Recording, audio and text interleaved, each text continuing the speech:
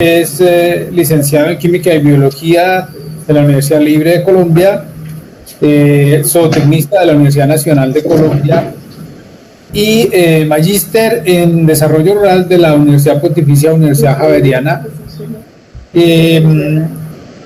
Pues el doctor Miguel tiene experiencia en trabajos precisamente que tienen que ver con la conservación de animales criollos. Entonces, pues sin más preámbulos, le cedo la palabra al doctor Miguel. Muchas gracias por aceptar la invitación.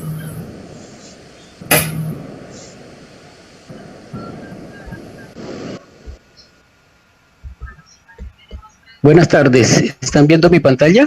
No, señor. Espéreme un segundo. Sí, señor, ya la vemos. Ya. Bueno, muchas gracias a los participantes, a Fabián, a Andrés, a Arcesio, el compañero de la UCC en Villavicencio, y a los que han estado participando. Pues esta charla que quiero presentar, ¿ya se está viendo de modo completo? Sí, señor. Bueno, esta charla que quiero presentar está relacionada con los temas, con el tema de don Ricardo, de las gallinas criollas, con el tema de Carlos Rueda Parra, del chino santanderiano. Está relacionada con todos los alimentos que comemos, que producimos y comemos, y en esta ocasión la quise enfocar un poco desde un contexto mundial. Esta charla tiene que ver con esa agrobiodiversidad vegetal, animal, de microorganismos, de hongos, que hacen parte de la producción de alimentos y que en muchos casos son desconocidas. Es decir, nosotros conocemos el frijol, pero no sabemos que hay una bacteria que ayuda a producir frijol y que esa bacteria hace que funcione esa producción de frijol de una mejor manera. Y esa agrobiodiversidad que no se ve, que hace parte de, es completamente desconocida. Como los conocimientos, los saberes de la gente. Los saberes como por ejemplo el de José Ricardo Meneses o el de Carlos Rueda Parra o el de muchos agricultores, ganaderos, productores que toda la vida han trasegado en sus fincas para poder lograr mantener una agrobiodiversidad o producir una agrobiodiversidad. De hecho, casi de que yo no abrí mi cámara. Perdón un momento.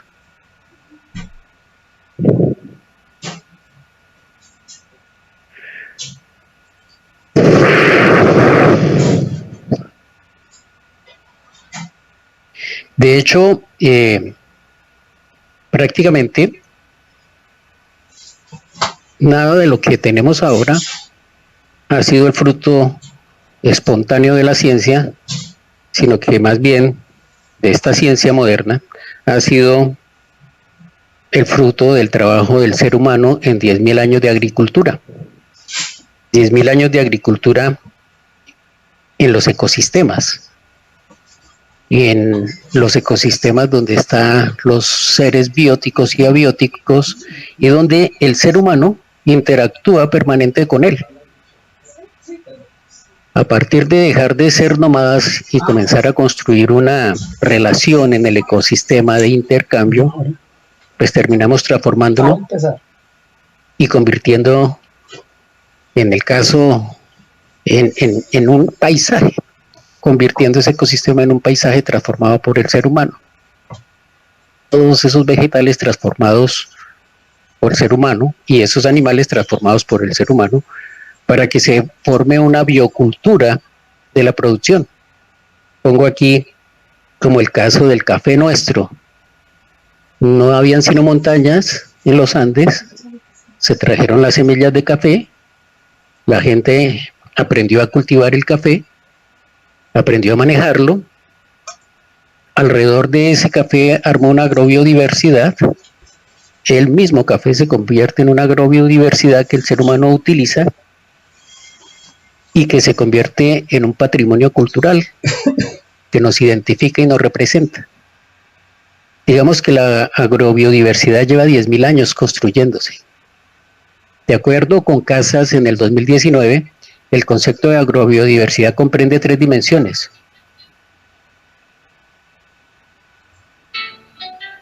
Una dimensión, la primera, está relacionada con la gran variedad de especies y variantes de origen vegetal, animal, hongos y de microorganismos asociados a la producción, caza y recolección de alimentos y materias primas en un ecosistema. Es decir, que no solamente lo que producimos, sino que lo que cazamos, lo que pescamos. Y no solamente lo que nos comemos, sino también todo lo que nos ha ayudado a construir lo que somos en términos de vestuario, en términos de empaques, en términos de la utilización de todos estos recursos vivos de la biota que transformamos en los diversos ecosistemas. Estos ecosistemas son transformados en agroecosistemas. Ya dejan de ser ecosistemas naturales y pasan a ser agroecosistemas, los que dan paso a diversos paisajes. Entonces ya aparece la casa, ya aparece la familia, ya aparecen los frutales, aparece el ganado, aparecen los animales, aparecen las plantaciones y el paisaje se transforma. Esta segunda dimensión permite planificar el desarrollo, digamos, debería permitir planificar el desarrollo de manera sostenible en los territorios. Social, a partir de sus formas organizativas y conocimientos tecnológicos, moldea la cultura creando una historia de uso y manejo de la agrobiodiversidad en los diversos territorios. En el caso del café, pues tenemos una cultura cafetera. En Santander, por ejemplo, tenemos una cultura cafetera asociada de una altísima biodiversidad, de una altísima agrobiodiversidad, de cultivos de pancoger, de cultivos de frutales, de cultivos de protección, como los árboles, de cultivos frutales, e inclusive plátano, yuca, asociados, y eso permite un mantenimiento de la familia campesina y permite y debajo de eso sus gallinas criollas, y debajo de eso de pronto un animal mayor como podría ser un ovino de pelo, un camuro, asociado un poco a esa biodiversidad de pastos, de hierbas, de malezas que sirven de alimento para estas gallinas criollas, de la clase de insectos que se producen ahí, de la cantidad de plátanos, de yuca, de frutales, especialmente cítricos, que se asocian a estos agroecosistemas y que permiten la existencia de ese ser humano, de ese campesino cafetero santanderiano, o de ese campesino cafetero de la zona propiamente cafetera de Colombia, y que desde ahí se construye su seguridad y en muchos casos soberanía alimentaria, entendiendo por seguridad alimentaria el acceso a lo que se come, la calidad de lo que se come, la inocuidad, pero la soberanía como el tomar decisión frente a lo que él consume, cosa que digamos con el tiempo se ha ido perdiendo este patrimonio de las comunidades campesinas de tomar decisión frente a lo que consumen, y cada vez uno ve que su agrobiodiversidad se disminuye y se reemplaza por comidas importadas. Es fácil ver a la gente ya no comiéndose los huevos criollos ni haciendo sancochos de gallina, y sí consiguiendo huevos comerciales, comiendo pasta en lugar de yuca, comiendo arroz y papas en lugar de otros productos típicos de la agrobiodiversidad que durante tantos años lograron construir estos campesinos en los diversos territorios. Fíjense, voy a pasar aquí una serie de gráficas. Aquí hay una gráfica del crecimiento poblacional. Esta gráfica de crecimiento poblacional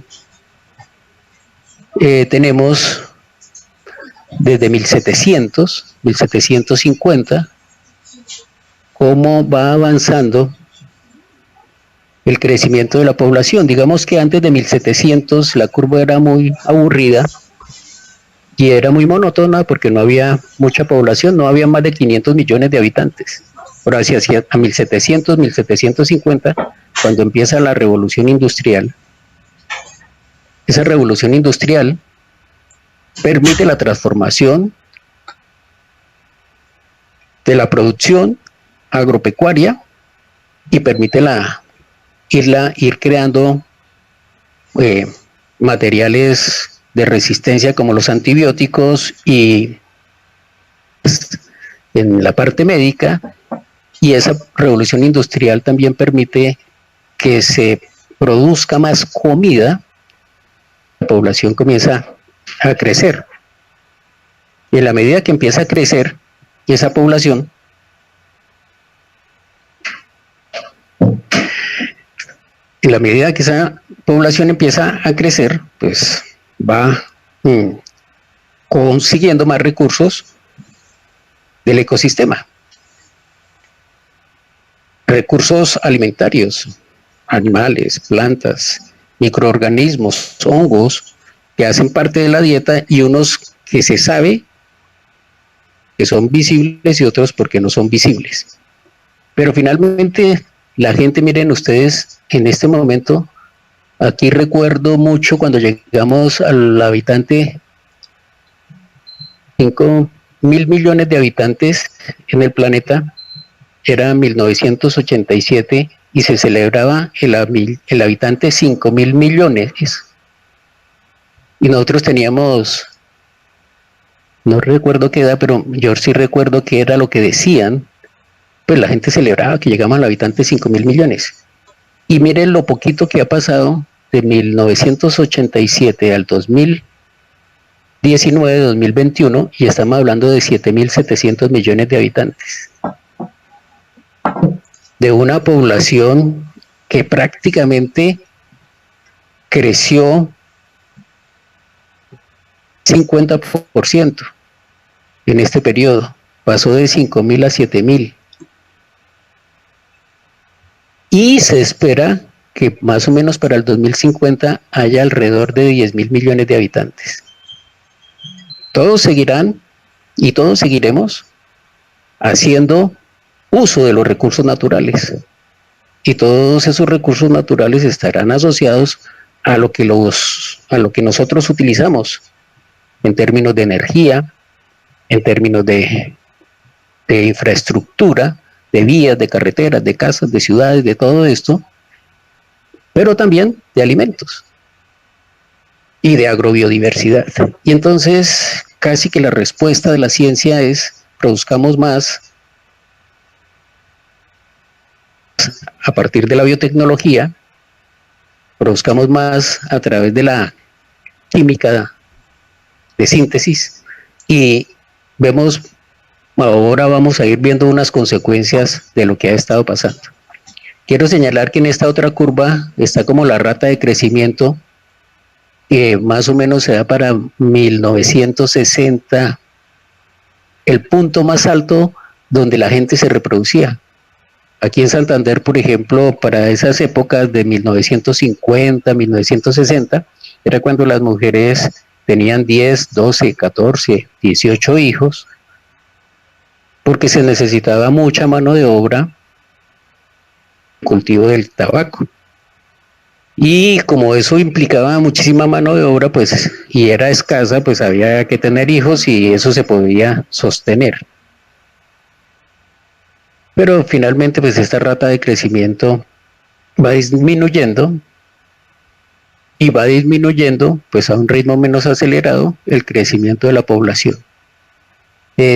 Para el 2100 se espera que haya 10.9 billones de habitantes en el planeta. Cada uno de nosotros haciéndole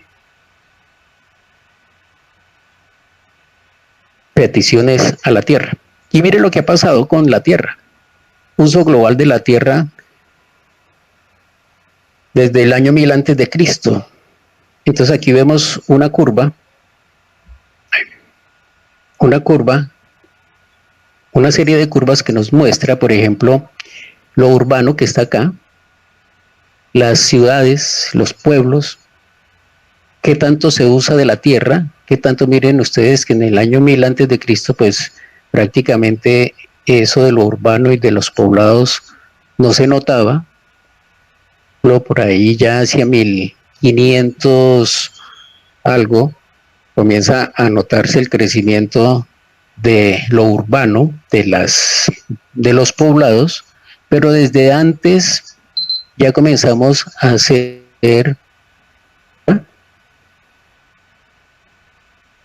para cultivarla, porque recuerden que ya más o menos son 10.000 años de agricultura la que el hombre ha inventado.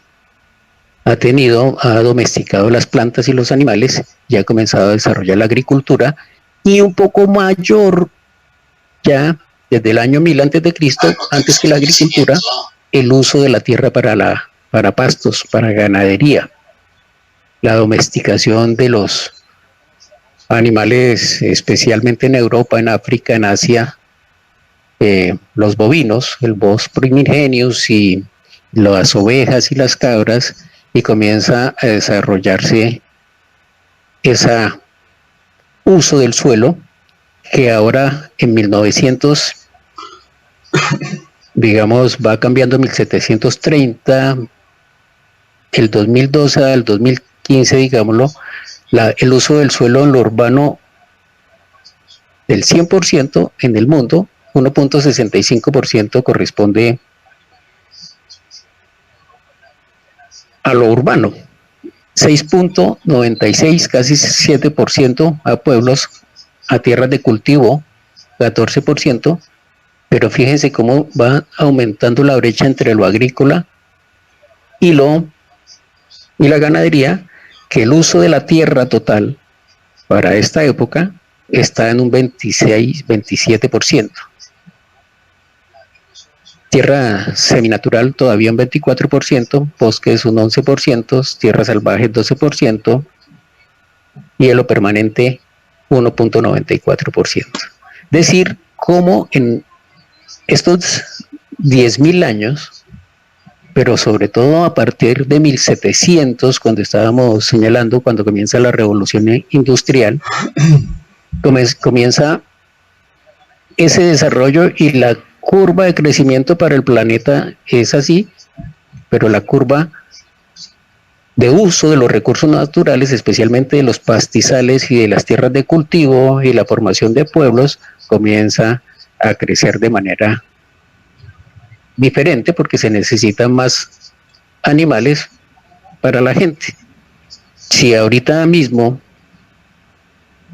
tenemos esto, pues seguramente irá creciendo esta curva de uso de la ganadería, esta curva de uso de los cultivos seguirá aumentando, y las tierras semiáridas y las tierras de bosques, que ya está pasando en Colombia, en la Amazonía colombiana, que ya está pasando en el Brasil, pues irán a ir cediendo paso y acabando con esa biodiversidad y acabando con esa agrobiodiversidad también, que las tribus ancestrales indígenas de esos territorios lograron construir para generar monocultivos de soya, de maíz y de ganadería.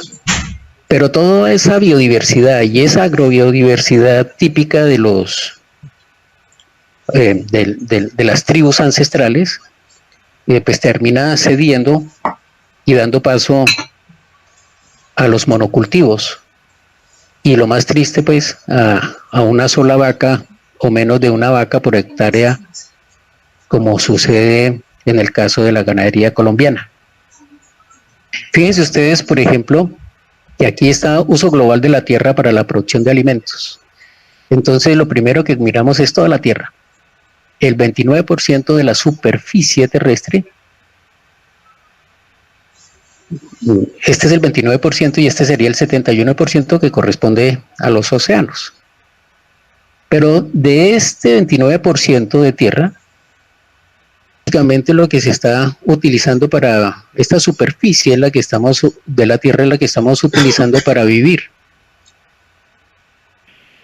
De esa que estamos utilizando para vivir, básicamente la mitad está dedicada a la ganadería, que corresponde a 51 millones de kilómetros cuadrados. Y de esa agricultura, básicamente, el 77% de esos 51 millones de kilómetros cuadrados los estamos utilizando fundamentalmente para la ganadería, para la producción de ganado. Y el 23% apenas se está utilizando para la agricultura. Caso muy parecido a Colombia, que básicamente es el 80% para la ganadería de la tierra que hay en Colombia, y el 19% llegando al 20% para los cultivos.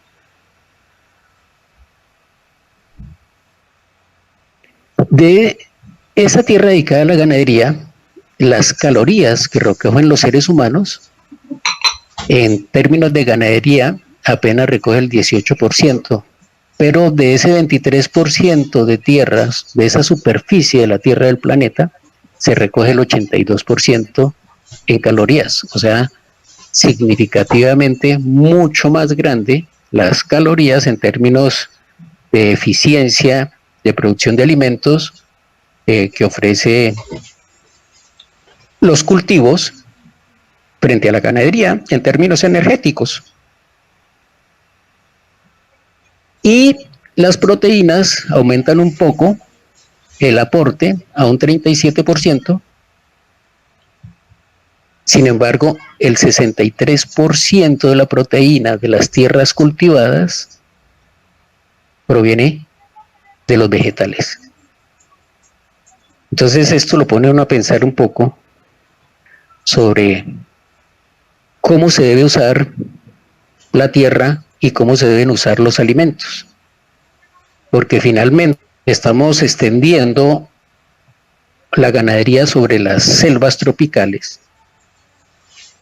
y esas ganaderías nos están acabando con la producción de alimentos, con la biodiversidad y el conocimiento de las selvas, y obviamente eso va a conducir a cosas más drásticas como el cambio climático. Pero vamos mirando por partes. La participación de la deforestación en el trópico. Mire, por ejemplo, Brasil. 33%. Aquí tenemos una gráfica donde nos muestra todos los países que tienen, digamos, una influencia sobre la deforestación. Las Américas, descontando a Brasil y a México, un 20.85% es su participación en la deforestación. África, un 17.46%. Indonesia, un 13.94%. Y Asia y el Pacífico asiático, un 11.25%. México, 2%. India ya no tiene más que deforestar, 1.41%. Pero lo preocupante es cómo Brasil, con su Amazonía, interviene tanto en la deforestación y en el cambio de uso del suelo de esas selvas tropicales que todos sabemos para lo que sirve. Esta participación, además de la deforestación tropical por productos agrícolas, como por ejemplo lo que más deforesta de las actividades agropecuarias, pues es la ganadería, en un 40.7%, casi la mitad de la deforestación se debe a la ganadería. Aquí está la producción de oleaginosas en un 18%. La forestería, o sea, sembrar pinos y eucaliptos, como sucede por allá en Indonesia, en un 13%. Se quita la selva, como está sucediendo también en varios territorios nuestros, en la zona, en la costa y en los llanos orientales, se tumba los árboles nativos y se reemplazan por árboles foráneos como pinos, eucaliptos, teca, y obviamente esto va a ser gravísimo porque conduce a la pérdida de biodiversidad. De hecho, una cosa elemental, un pájaro no sabe hacer un nido en un teca o en un pino o en un eucalipto, y como no le conoce la arquitectura, no sabe cómo moverse dentro de él y obviamente no se va a reproducir. Y así sucede con todos los otros animales que están en una cadena trófica. Y obviamente esto va a hacer perder biodiversidad a pesar de que haya un bosque sembrado. Pero todos los otros organismos vivos de los diferentes reinos van a ser desplazados por esta siembra, por quitar la selva natural y meter una forestería introducida. Otro punto importante fuera del arroz son los cereales. Entonces aquí vemos dos cosas que son tenaces. Una, soya, y otra, maíz. Y la soya y el maíz también van a contribuir a la producción animal, no a la ganadería. Pues a la ganadería norteamericana de pronto sí, pero más a la ganadería avícola o aviar, a la porcícola y a los patos, a los piscos, que también son muy importantes para la alimentación humana, como vamos a ver ahora. Entonces, estamos deforestando las selvas, fundamentalmente para producir animales. Y eso habrá que tenerlo en cuenta cuando diseñemos sistemas sostenibles de producción animal, porque inclusive de buena medida es que se trata de este seminario. Cómo desarrollamos sistemas de producción de alimentos a partir de los animales sin que comprometan los ecosistemas, sin que comprometan la sostenibilidad de estos ecosistemas. Pero fíjense ustedes cómo va este desarrollo de la deforestación a causa de la utilización de las tierras para la ganadería, para el cultivo de oleaginosas, para el cultivo de maíz, para el cultivo pues también del arroz, de las frutas, de las verduras, que hacen parte de esa agrobiodiversidad que nosotros consumimos.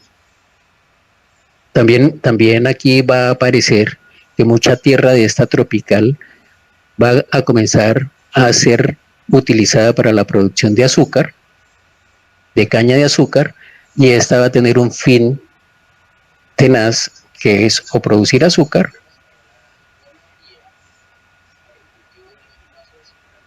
o producir alcohol carburante. Y este azúcar obviamente es una de las causas de la obesidad y de las enfermedades como la diabetes, y es una de las causas de mortalidad más importantes que hay en los países desarrollados. Pero además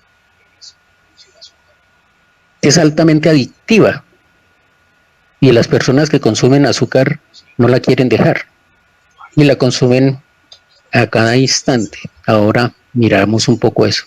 Pero una cosa tenaz es que la tierra se dedique a producir alcohol carburante, o como vamos a ver después, a producir biodiesel a partir de la palma africana. Entonces, ¿cómo todas esas tierras se dedican a producir cosas que en última no alimentan a la población y que cada día van en crecimiento? Y es un crecimiento casi que exponencial. Tierras de altísima fertilidad como el Valle del Cauca y el Cauca, produciendo azúcar o produciendo alcohol carburante, cuando deberían estar produciendo alimentos de una agrobiodiversidad que pudiera suplir las no dependencias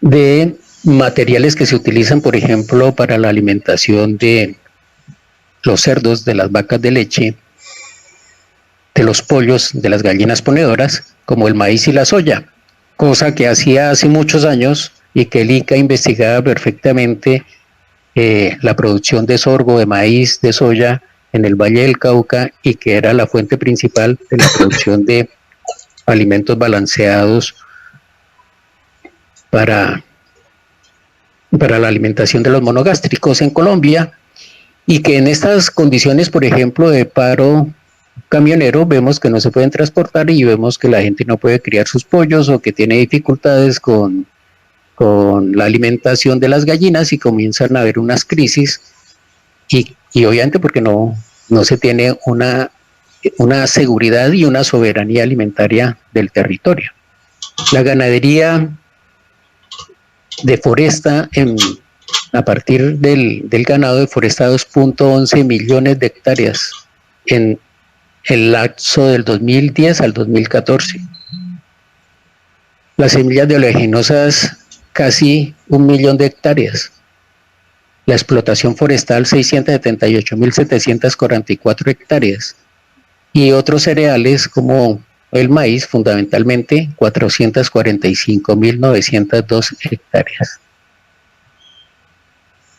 Básicamente, la carne de res, la soya y el aceite de palma son responsables del 60% de la deforestación del trópico. Aquí lo vemos de otra manera. Está el ganado, aquí está Brasil, como deforesta su territorio con ganadería, 1.2 millones, o sea, el 24% de hectáreas, del 2005 al 2013, como lo hace Latinoamérica, donde estamos nosotros también destruyendo las selvas, como lo hace Asia y como lo hace África en relación a la sola ganadería. En relación a la producción de oleaginosas, la destrucción de Brasil, la destrucción de América Latina, excepto Brasil, de Indonesia, que es fundamentalmente para la producción de palma africana, Asia y África. En la producción forestal para papel, destruimos la selva para producir papel, para escribir, y se deforesta la selva en Brasil, se deforesta la selva en Latinoamérica y se deforesta la selva en Indonesia, y se deforesta en Asia y se deforesta en África para producir papel. Y eso pues obviamente, digamos, prácticamente no es para comer, y que con las tecnologías de la información y la comunicación prácticamente ya estarían reemplazando. Pero nos damos cuenta que lo que es Brasil y lo que es Latinoamérica, ya incluyendo a Brasil, pues son los mayores deforestadores que hay en este momento.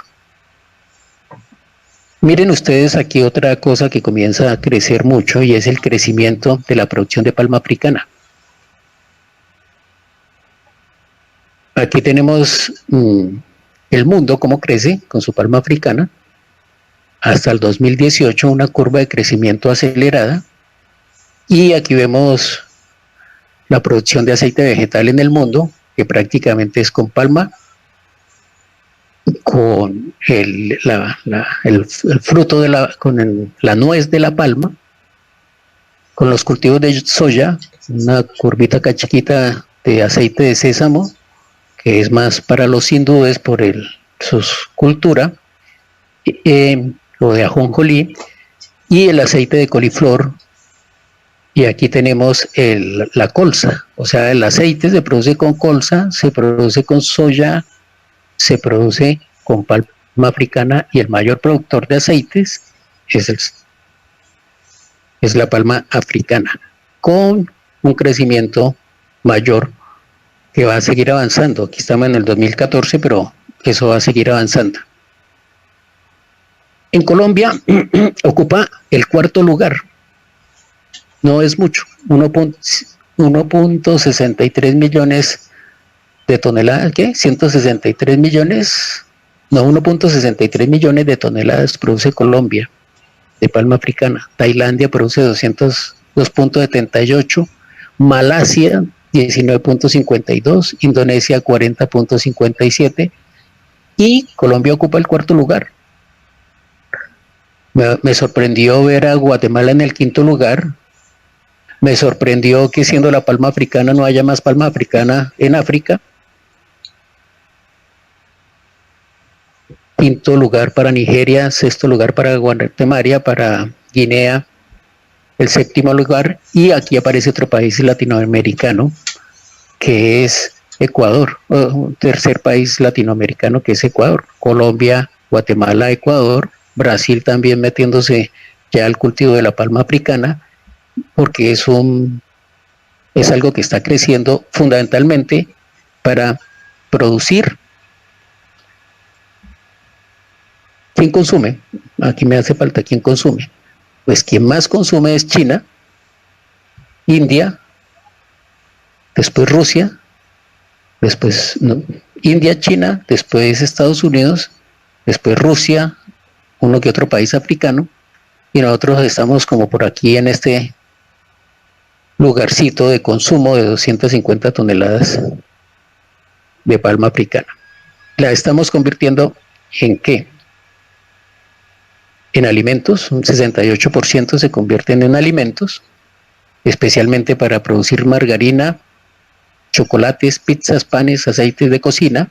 Italia era uno de los mayores consumidores de palma africana y fue dejando ese consumo de palma africana justamente por todo lo que ha sucedido en el Asia con relación a la muerte de los orangutanes y el desaparecimiento de esa vida silvestre. Hijo de pucha, ustedes me van acordando el tiempo, por favor. Aplicaciones industriales, un 27%. Utiliza en aplicaciones industriales como por ejemplo detergentes, cosméticos, jabones. Y esto que es tenaz, como la tierra de cultivo se convierte en biocombustibles. Uso de la tierra, del suelo, y lo que la gente tiene. Por ejemplo, Latinoamérica en 1790 alcanzó a tener 3.4 hectáreas en pasto por persona, per cápita, digamos, por persona.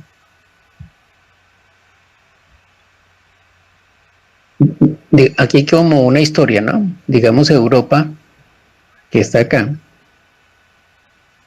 en el año 1100 tenía 3 hectáreas por persona y disminuye hasta que llega a 0.43 hectáreas por persona.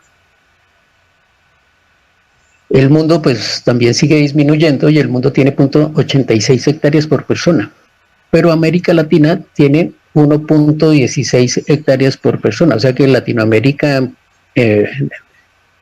es uno de los lugares de la tierra donde todavía hay tierra agrícola que se usaba. Pero aquí hay una cosa interesante. Antes de 1492, cuando llegaron los españoles, la tierra se usaba para el ecosistema. Cuando llegaron los españoles, la tierra tuvo otra dimensión, pasó a ser propiedad privada y la gente, en un pico alto de distribución de las tierras, de estos nuevos colonos y de esta nueva formación de personas, de culturas y de razas que se mezclaron, alcanzaron a tener 3.47 hectáreas por persona. Cosa que, pues, digamos, en Latinoamérica pues va bajando a 1.16 al 2016. En el caso de Colombia, bueno,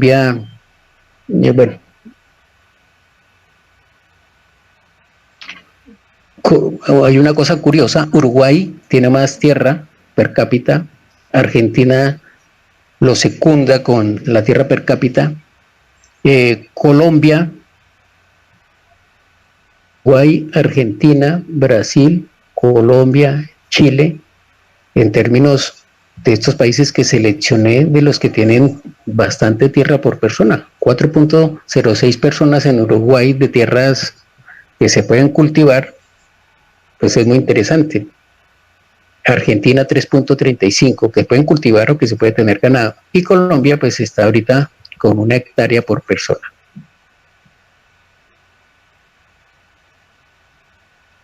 Pero esa tierra en Colombia tiene una connotación un poco diferente. Tiene unos bosques, digamos el 50%. En el último censo que se hizo en el 2014, Colombia todavía tiene un 50% de su tierra en bosques naturales y un 40% dedicado al sector agropecuario. Ahora vamos a mirar ese 40%, lo volvemos al 100%, y el 80% de ese 40% es dedicado a la ganadería y el 20% es dedicado a la producción agrícola, lo que sucede más o menos con el mundo. La mayor cantidad de tierra es utilizada para la producción de ganado y básicamente el 20% para la producción de los cultivos. Ahora vamos a coger este pedacito y lo vamos a mirar y nos damos cuenta que los cultivos que se producen, fundamentalmente los cultivos, el resto son barbechos y descanso, están en un 82%, o sea, cada vez se reduce, este pedacito se reduce a un 82%, y si lo miramos, ese 82%, el 74% es para cultivos permanentes, para cultivos asociados el 9.2% y para cultivos transitorios el 16%. En estos cultivos, fundamentalmente, es donde está nuestra agroalimentación. O sea, que prácticamente no tenemos sino, aquí no lo tengo, 1.6 millones de hectáreas para la producción de alimento de 50 millones de habitantes, porque estos cultivos permanentes son palma africana, y en buena medida café y en buena medida caña de azúcar. Entonces, prácticamente para comer, o sea, el frijol, el maíz, la yuca, los plátanos, se producen en este 16%, no más, para 50 millones de habitantes, lo cual significa que nosotros importamos 14 millones de toneladas de alimento al año. Y eso significa que nuestra seguridad alimentaria es dependiente de las importaciones. Entonces nuestra dieta básica son arroz, frijoles importados, lentejas, garbanzos, tarea que la población colombiana tiene, pues está a merced de la comercialización de productos que vienen de afuera.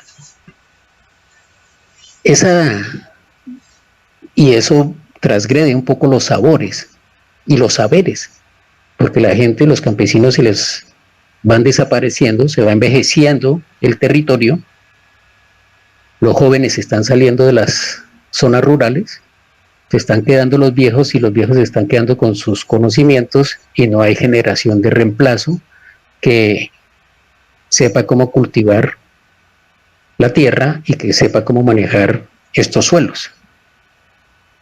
Otro gran problema asociado a estos 10.000 años de agricultura están relacionados especialmente del 1750, cuando empieza la revolución industrial y posteriormente la revolución verde, pues comienzan a transformar no solamente los ecosistemas en paisajes, sino comienzan a transformar drásticamente la atmósfera, y eso va generando el cambio climático. El 18.4% de la producción agropecuaria corresponde a la producción de gases de efecto invernadero. Otro pues es la producción de energía, especialmente los combustibles fósiles, la industria y básicamente el manejo del agua, que son los que generan los gases de efecto invernadero. Digamos, ¿cuáles son los impactos ambientales de la alimentación y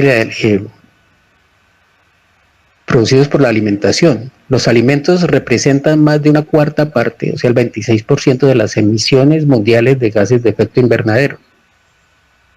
La mitad de la tierra habitable, libre de hielo y desierto del mundo, se utiliza para la agricultura, la mitad de la tierra.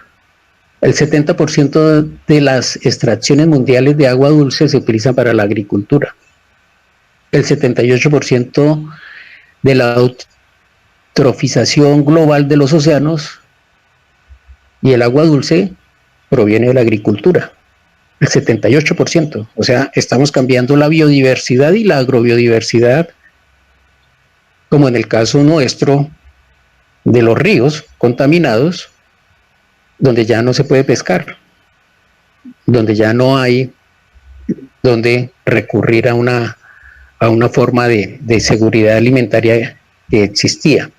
El 94% de la biomasa de mamíferos, excluyendo a los humanos, es ganado. El 94%, fíjense en esa cifra tan alta, 94% de la biomasa de mamíferos es ganado.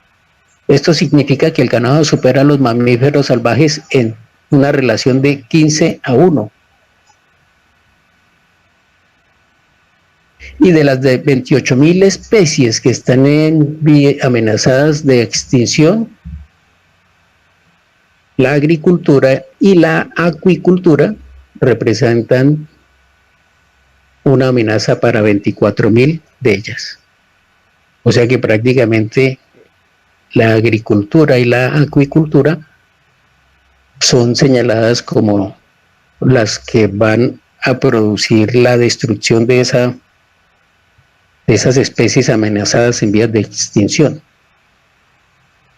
Por tanto, una reflexión: menos carne es mejor.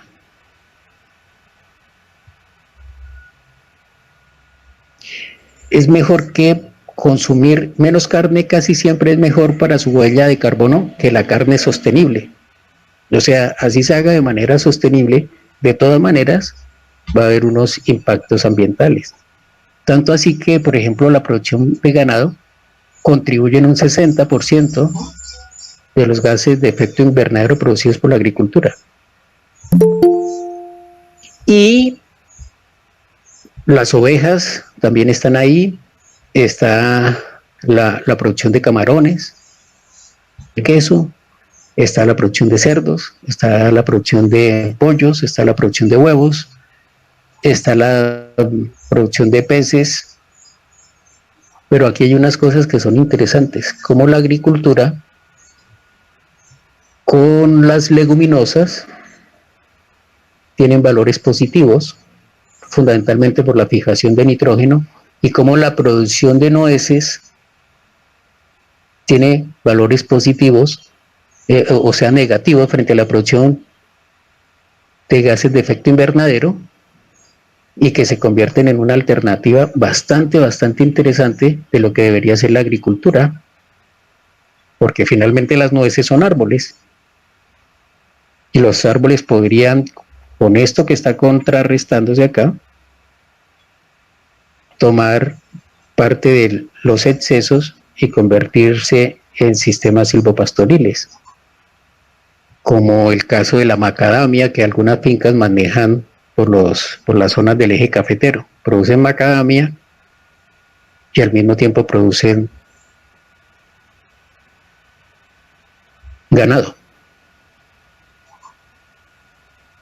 Otra cosa que es tremendamente complicada es el uso del suelo para la producción de alimentos para la alimentación animal. O sea, el suelo lo utilizamos uso industrial de los alimentos que se producen para uso industrial en un 11%. Para la alimentación animal en un 40% y para la alimentación humana en un 48%.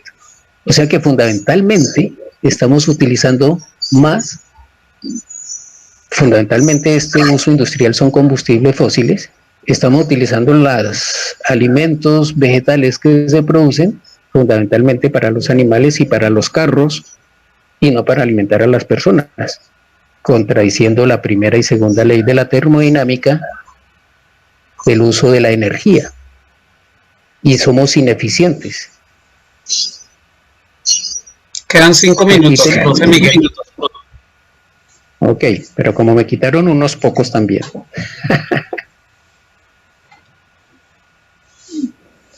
Bueno, entonces aquí vemos, por ejemplo, cómo lo que más come la gente es pollo. Por ejemplo, los venezolanos pollo, ganado, cabras y ovejas. En Brasil, pollo, pavo, cerdos, ganado, ovejas.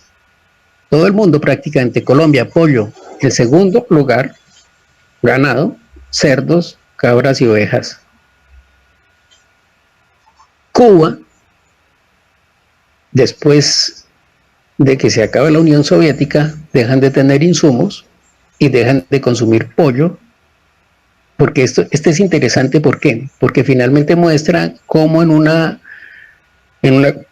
condición difícil los pollos pasarían a un segundo lugar, a no ser que fueran razas criollas que se pudieran alimentar con lo que ahí en ese ecosistema se produce. Pero si se tiene que alimentar del maíz y de la soya importada, pues va a bajar y pasa a ser más importante en Cuba la producción de cerdos, porque finalmente son monogástricos,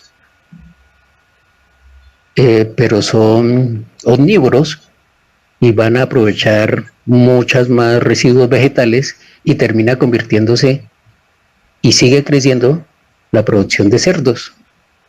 Y miramos también que la producción de ovejas está primero y en un cuarto lugar estaría la producción de ganado. O sea que finalmente, fíjense ustedes, en estos países los pollos, los cerdos terminan siendo importantes. En Cuba los pollos ya no tanto como los cerdos y las ovejas. Pero en el mundo, fundamentalmente lo que la gente consume es pollo, cerdos, pavos, ovejas, cabras y por último ganado. A pesar de que tenemos tanta tierra para la producción de ganado, no solo en Colombia sino en el mundo, la gente termina alimentándose de los cultivos en el 20% de esa tierra,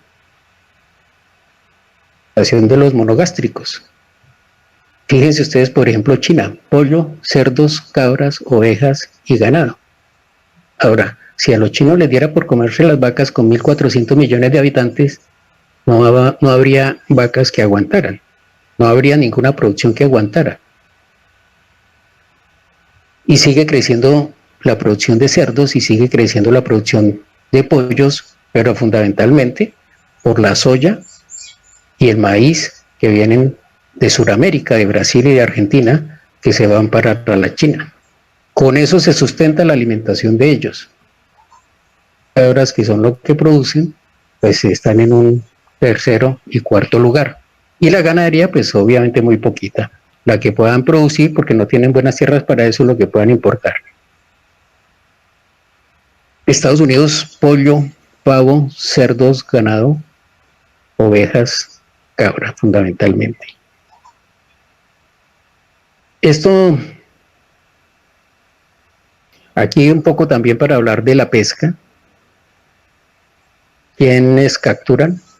El este asiático, Asia son los mayores pescadores. Después estaría en un segundo lugar Europa y en un tercer lugar estaría Latinoamérica, de la pesca en el mar. Pero esto está generando, y digamos que también está en un altísimo crecimiento, la producción de peces de manera artificial, las estaciones piscícolas.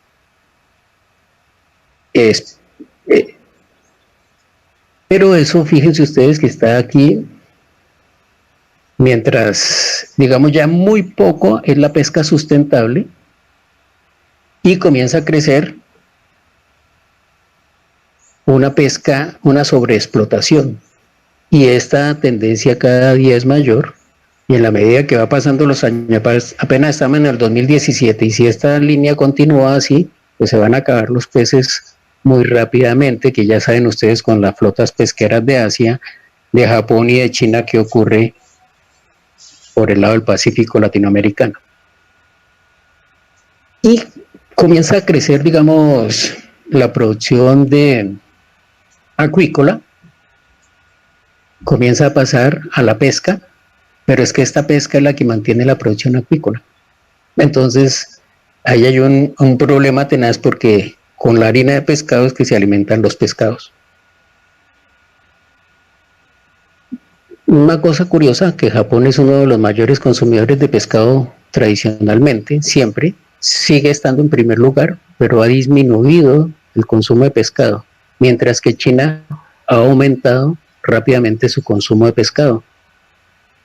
Perú, Estados Unidos, Europa, África, Venezuela y Colombia todavía tienen un consumo muy bajo de pescado, cuando ese era el alimento fundamental de los indígenas antes de la llegada de los españoles. Aquí, digamos, voy a mostrarle este último mejor. Es que come la gente. En Colombia, por ejemplo, en Ruanda, voy a comparar Ruanda con Colombia,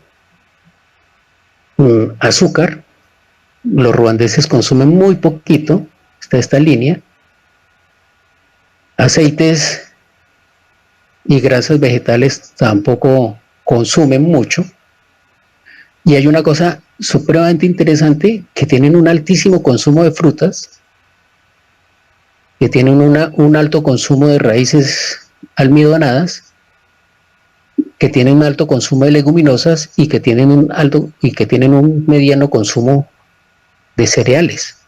Mientras nosotros consumimos más cereales, comemos muy pocas leguminosas, comemos raíces, no tanto, o sea, lo que más consumimos son cereales, pero fíjense acá, el altísimo consumo de azúcar que nosotros tenemos, el altísimo consumo de grasa que nosotros tenemos, consumos de carne, pues no son tantos, obviamente en Ruanda son menores, ellos reemplazan la proteína por un mayor consumo de leguminosas frente a nosotros, que ellos tienen un 14, casi 15%, y nosotros tenemos 2.14%. Entonces, digamos, es que esta es la agrobiodiversidad que la gente come, y uno pone a mirar Ruanda, un país africano que estuvo azotado por la violencia, igual que nosotros, pero que después de que se reconstruyeron, comenzaron a mirar su alimentación y terminan consumiendo frutas y verduras en una altísima cantidad, y terminan consumiendo leguminosas que son más eficientes en términos de producción de proteínas y de energías que el ganado, y terminan consumiéndose materiales energéticos como la yuca, el ñame, papa, que son altamente productores de energía, de manera más eficiente que el ganado, porque la carne de ellos es 1.84 frente a lo que nosotros consumimos, que casi es el 9%. Entonces el consumo y esta agrobiodiversidad, digamos, uno pone a pensar qué hace Ruanda y qué hace Colombia, dos países subdesarrollados con tragedias sociales muy parecidas, pero que el uno logra la paz y que el otro se mantiene en una visión de dependencia alimentaria, con unos altos consumos de alimentos que enferman, como las grasas y los azúcares. Y un país tropical como nosotros, con un bajísimo consumo de frutas, que es lo que todos los nutricionistas sostienen que, digamos, debería darse frutas y verduras en mayor cantidad que el azúcar y que las grasas. La pérdida de la diversidad fitogenética, con 10.000 años de agricultura, se había más o menos domesticado 10.000 especies en 10.000 años. Con la llegada de la Revolución Verde, solamente hoy en día 150 cultivos alimentan la mayoría de la población, solamente 150 cultivos. Y apenas 12 cultivos proporcionan el 80% de energía alimentaria. Apenas 12 cultivos, que casi que los podría uno decir: maíz, arroz, papa, algo, avena, trigo, cosas de esas. El 60% de esta energía procede exclusivamente de trigo, arroz, maíz y papas, ahí ya lo decía. El 60%, es decir, que la alimentación del mundo prácticamente en términos energéticos está disminuyendo porque se están dejando de cultivar muchas especies, y no solamente especies vegetales, sino que también especies animales, como estábamos mirando con el ganado chino santanderiano y esta biodiversidad o esta agrobiodiversidad. Este es un informe de la FAO en el 2018 sobre la utilización de recursos fitogenéticos.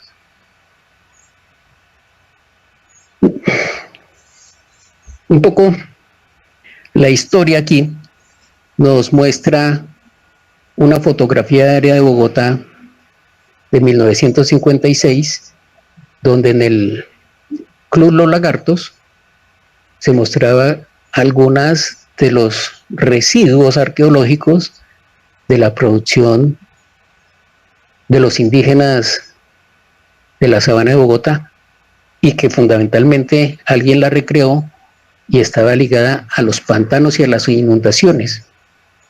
O sea, transformaron el paisaje, pero lo utilizaron, no lo secaron como lo hicimos ahora para producir ganado.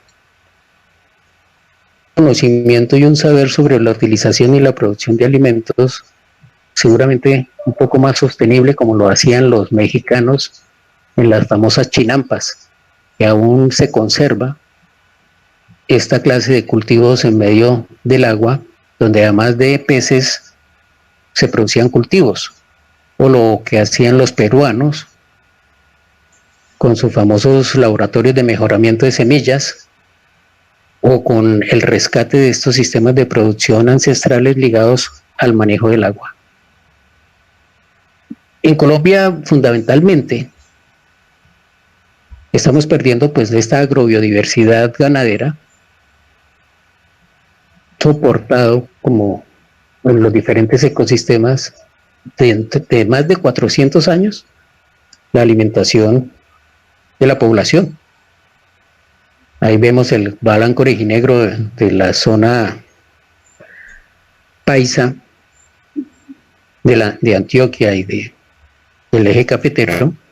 Este es un criollo caqueteño de la Amazonía, un artón del valle muy parecido al chino santanderiano, un mejoramiento genético de la raza lucerna en bosques tropicales completamente biodiversos, el chino santanderiano de aquí, y para contar pues la gran diversidad, agrobiodiversidad pecuaria que tiene Santander, con su ganado chino santanderiano, con su cabra santanderiana, con sus camuros, con sus cerdos criollos, con sus gallinas criollas, que fundamentalmente representan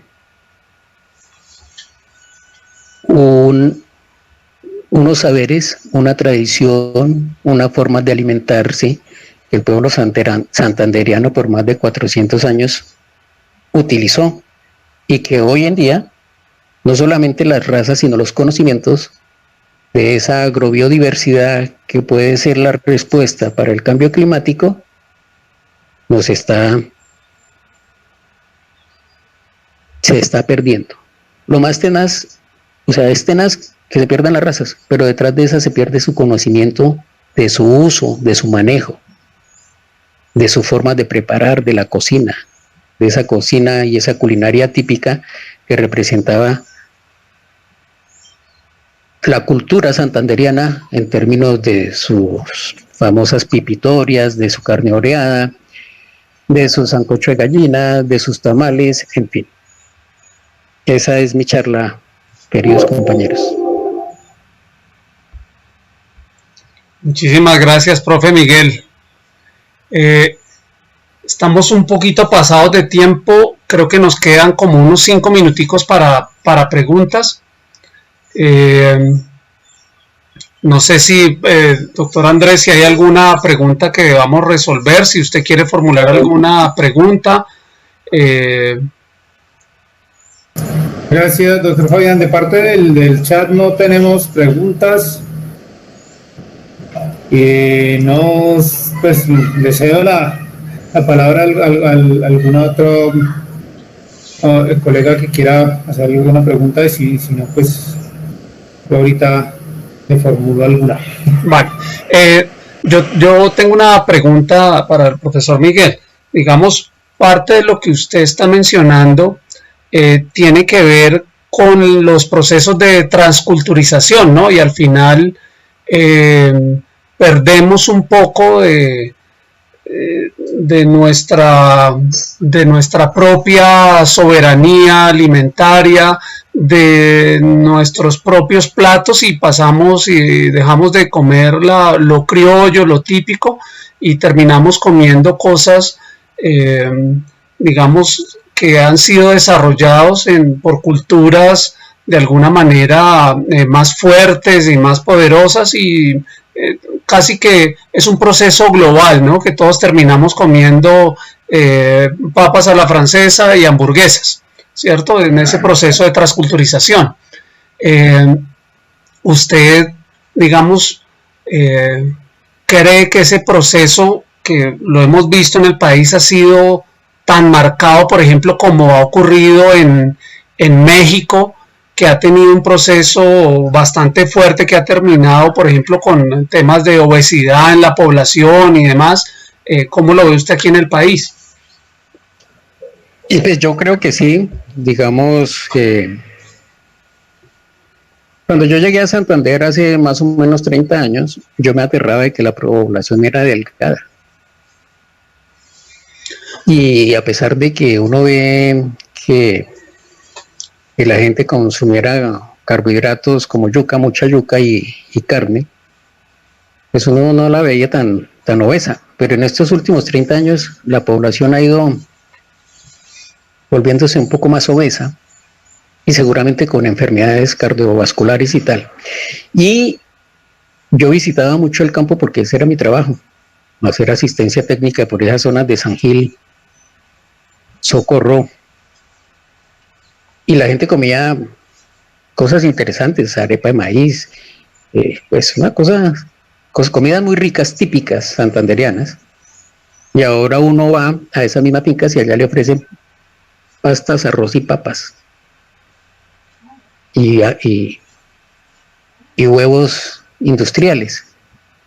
Y entonces uno se da cuenta de dos cosas: que la gente deja de producir su propia comida suya, la otra, que termina perdiendo su cultura, porque los hijos ya comienzan a ver feo el pollo criollo, ya comienzan a ver feo algunos de las comidas típicas, y comienzan a ser invadidos inclusive por esas políticas del gobierno asistenciales de darles mercado, y lo más fácil de darles pues es pastas y arroz, y la gente comienza a aprender a comer eso y a perder su identidad cultural y su soberanía alimentaria, que es lo más terrible, es perder la soberanía alimentaria, la capacidad de decidir qué es lo que puedo comer y cómo comer en relación a mi cultura y a mi territorio.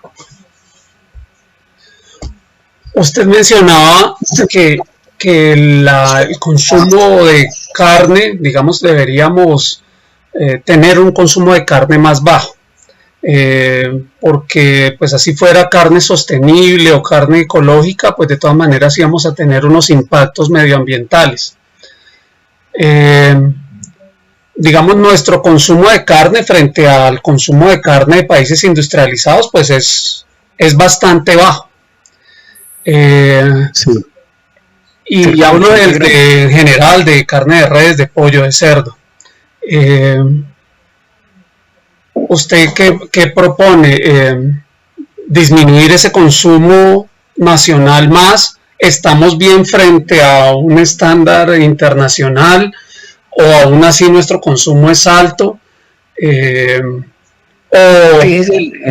Fíjese la gráfica que yo colocaba ahí de Ruanda. Ruanda no come casi carne, pero sí consume muchas leguminosas. Y en otra gráfica que mostraba en términos de agricultura, es más eficiente en producir proteínas las leguminosas que las carnes. Pero claro, como lo que yo propongo fundamentalmente es recurrir a sistemas ecológicos, porque también está comprobado que un sistema ecológico funciona en el reciclaje de nutrientes de las diversas especies que se puedan utilizar. Entonces, si yo tengo cerdos, tengo gallinas, tengo vacas, puedo tener una diversidad alimentaria de proteínas, pero además tengo abonos que me van a permitir tener una agricultura. Y esa agricultura termina siendo eficiente en la medida que hay una diversidad animal. O sea, lo que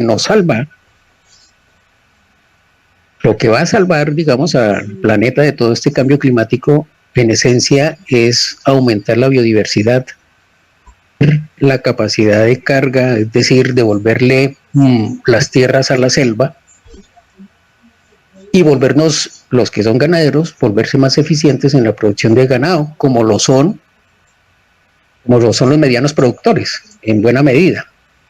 Es decir, porque lo más triste en Colombia es que tengamos el 80% de las tierras agropecuarias dedicadas a la ganadería y tengamos 0.7 cabezas por hectárea. O sea, ahí no hay seguridad alimentaria. Y fuera de eso, que pensemos en exportar carne, cuando lo que tú estabas mencionando, no tenemos carne para comer.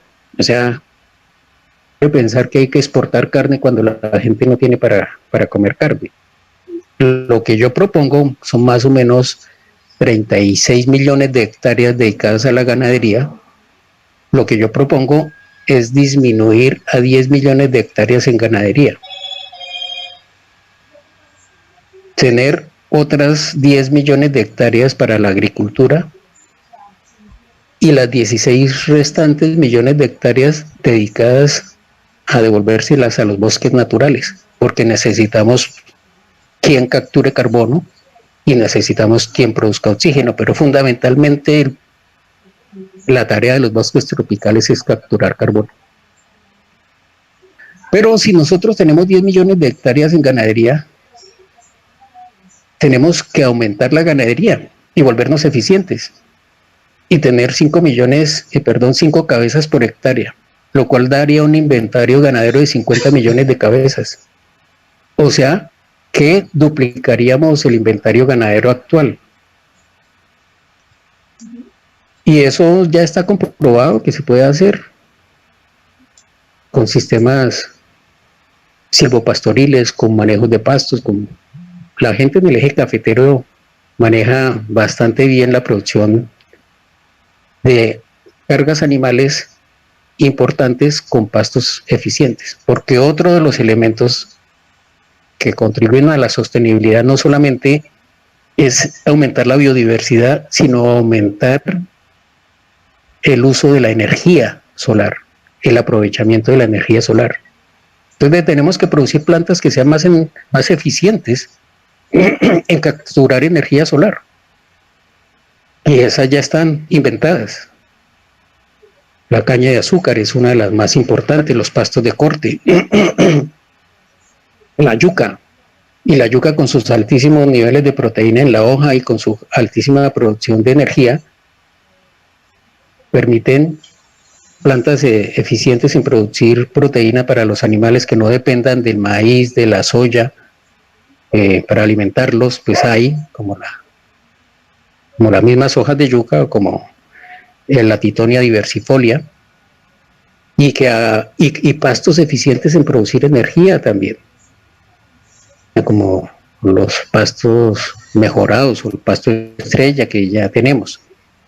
Tenemos que volvernos eficientes en más poquita tierra para devolverle la tierra al bosque, para que el bosque capture carbono y para que el bosque produzca oxígeno y sobre todo para que el bosque produzca agua y produzca biodiversidad, que es la que mantiene ese conjunto.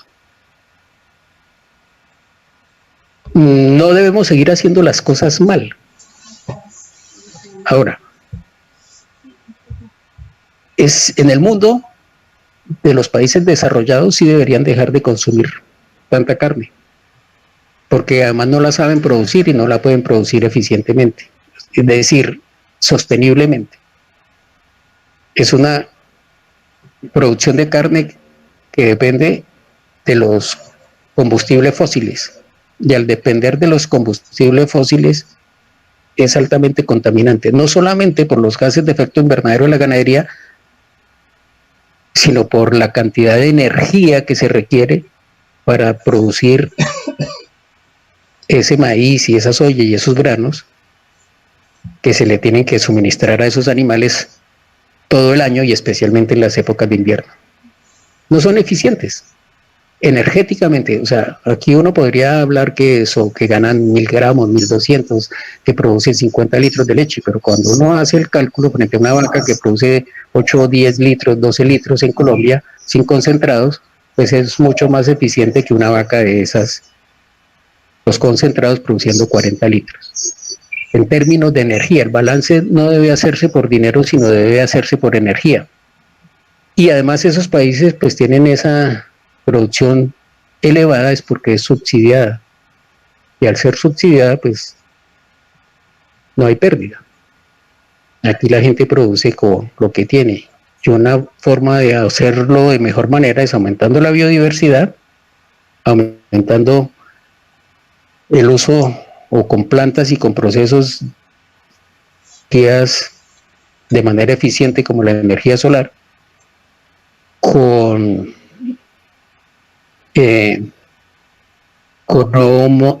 no ejercer un sobrepastoreo, ser eficientes en el manejo del pastoreo, que nos ayuden a producir la proteína que se requiere, porque ni siquiera estamos en los niveles más bajos ni más eficientes de consumo de proteína para la población. Pero fíjense que el problema es que utilizamos la tierra de manera ineficiente y pensamos en exportar ganado. Gracias, profe. No sé si, doctor Andrés, si tiene alguna pregunta, y si no, pues agradeciéndole al profe Miguel la participación, pasamos al cierre del evento. Doctor Andrés. Gracias, doctor Fabián.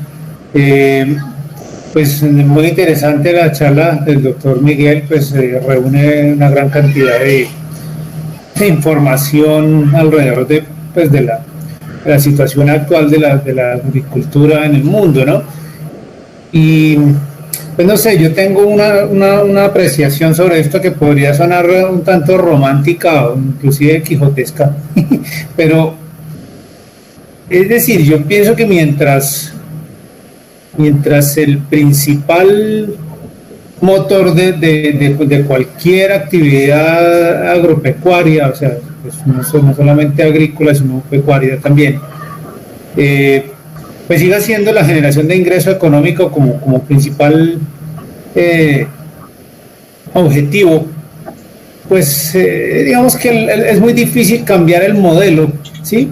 Precisamente esto es lo que ha ido llevando el mundo de la producción hacia esos megaproyectos de economías de escala y toda esta locura de tener medio Brasil produciendo soya y maíz para producir cerdos en Estados Unidos en manos de chinos y cosas así, ¿sí? Entonces, es decir, esto es un cambio de filosofía.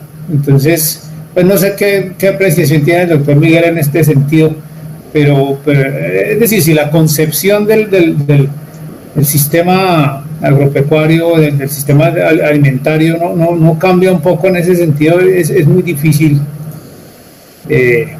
lograr un cambio significativo, ¿no?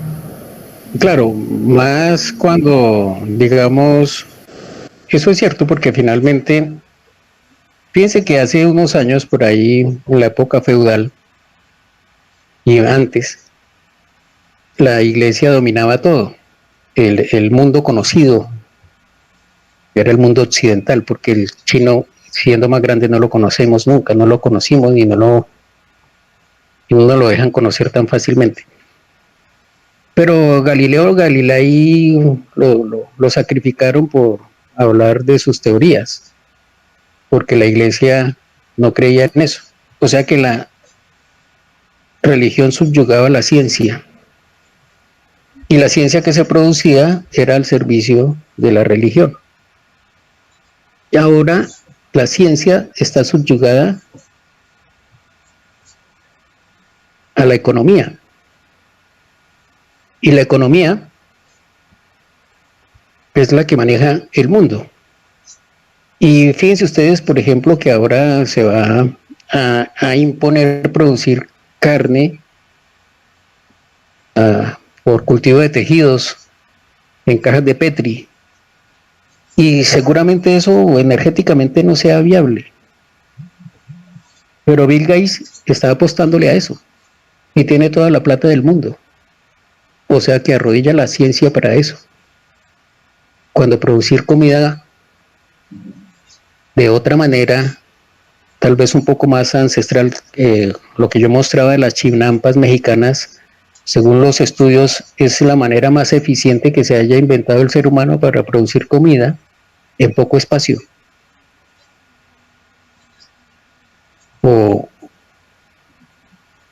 Entonces sí, la economía la economía subyuga la ciencia, y la ciencia manifiesta cosas que no podrían, que no son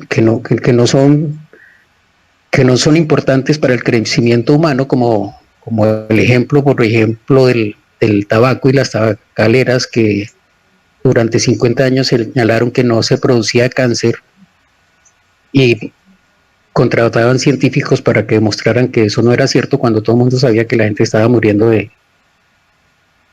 cáncer por fumar tabaco, por fumar cigarrillos. Nosotros debemos, por eso es importante entender los ecosistemas, entender cómo funcionamos, entender la cultura, entender la gente, rescatarla y desarrollar sistemas sostenibles de producción que generen no solamente seguridad alimentaria, sino soberanía alimentaria. Esto puede ser muy romántico. Es en parte lo que hace Ricardo. Y en parte yo creo que las universidades nuestras muy poco le trabajan a los modelos de economía familiar, de economía, de agricultura familiar, lo que antes llamábamos economía campesina. Pero, porque no contrastamos ese conocimiento ancestral con la ciencia y no potencializamos ese conocimiento ancestral. Yo creo que ahí está la llave para que los campesinos sean capaces de vivir en su tierra, de ser felices, de tener alimento y de producir excedentes comercializables. Porque de todas maneras, aún así, por ejemplo en Santander, el 50% de lo que nos comemos aquí en Santander lo producen los campesinos. En Colombia es un poquito más, y en el mundo es el 70%, y lo dice la FAO. Lo producen los campesinos, y no es la gran industria agropecuaria y la biotecnología la que está alimentando el mundo. Es una mentira. Y se está convirtiendo esa ciencia mentirosa con los transgénicos y con toda esta serie de cosas en una posibilidad de dominación económica. Si antes perdíamos semillas, ahora sí que estamos perdiendo variedades de maíz a partir de los maíces transgénicos. Y de todo termina volviéndose transgénico. Pero lo tenaz de eso es que esa agricultura va a ser a los productores dependientes de las multinacionales, como va a ser, no, ya lo son, dependientes de las multinacionales. Y lo que decía Ricardo con la ley, que no permitía tener gallinas, y todo el problema de las gallinas criollas, la comercialización y tal, pues está muy asociado a eso, como la siembra de arroz transgénico, de maíz transgénico, que el gobierno puede ir y quemar esos cultivos porque no están pagando el impuesto a la multinacional. O sea, se atrevieron a sembrar las semillas sin comprarlas. Y obviamente esto puede desatar una crisis alimentaria mundial y sobre todo una desnutrición mundial de la población, porque van a ser muy pocos cultivos y van a estar manejados en unas pocas manos que requieren que se les pague por esto. Yo sí creo que las universidades, especialmente las regionales, deberíamos tener un compromiso mayor con la economía campesina, con la producción de alimentos y con la tecnología, y potencializar esas tecnologías agropecuarias de producción de alimentos y fortalecer en primera instancia su seguridad alimentaria y su soberanía alimentaria a partir de estos recursos zoogenéticos y de esta agrobiodiversidad. Y en tercera instancia, tener excedentes comercializables. Yo escuchaba la pregunta que Fabián le hacía a Ricardo sobre cómo era la comercialización y si habría que tener sellos y toda esa serie de cosas que son inventos capitalistas. Construir son relaciones de confianza, y esas relaciones de confianza no es entre todo el mundo, porque no se necesita exportar huevos azules a ninguna parte. Se necesita es que esos huevos de criollos bien producidos le lleguen allí a una familia en la ciudad. Y se necesita transformar la mente de lo urbano y hacer que entiendan, tampoco han trabajado las universidades, el valor de lo que es la producción del alimento y el valor de consumir lo que los campesinos producen. Y eso significa, pues, una manera diferente de repensar la producción de alimentos. Siempre dicen, exportemos. Es que toca volver esto una empresa exportadora. ¿Exportadora de qué? Cuando la gente no tiene que comer. Cuando la gente ha perdido su cultura y su identidad. Y ya las papas fritas y las hamburguesas se convierten en la comida típica de los sardinos, y ya les sirven un pedazo de carne oreada y ya no saben cómo comérselo. Entonces perdemos identidad, y cuando una sociedad pierde identidad, pierde toda posibilidad de ser diferente en un mundo globalizado. Bueno, eso ahí hay tema, como dijo Fabián. Gracias, Miguel, muy amable la ilustración. Entonces, no sé, doctor Fabián, si vamos al cierre, pues como con todos los conferencistas anteriores, igual podríamos quedarnos aquí discutiendo más del tema, pero pues le agradezco al profe Miguel la participación, sus aportes tan valiosos, las reflexiones tan valiosas, y bueno, pues seguramente a seguir en contacto y trabajando en torno a este desarrollo de sistemas alternativos y de sistemas en realidad sostenibles, ¿no? Y apropiados. Doctor Andrés, vamos al cierre. Listo. Muchas gracias. Doctor Fabián, muchas gracias por la invitación, por la colaboración de todos para llevar a cabo este evento. Esperamos pues que haya sido del interés de todos nuestros asistentes, y pues desearles una feliz noche. Nos vemos entonces mañana en la sesión de la tarde de mañana. Muchas gracias a los conferencistas. Bueno, muchas gracias a todos ustedes. Nos vemos mañana. Muchas gracias.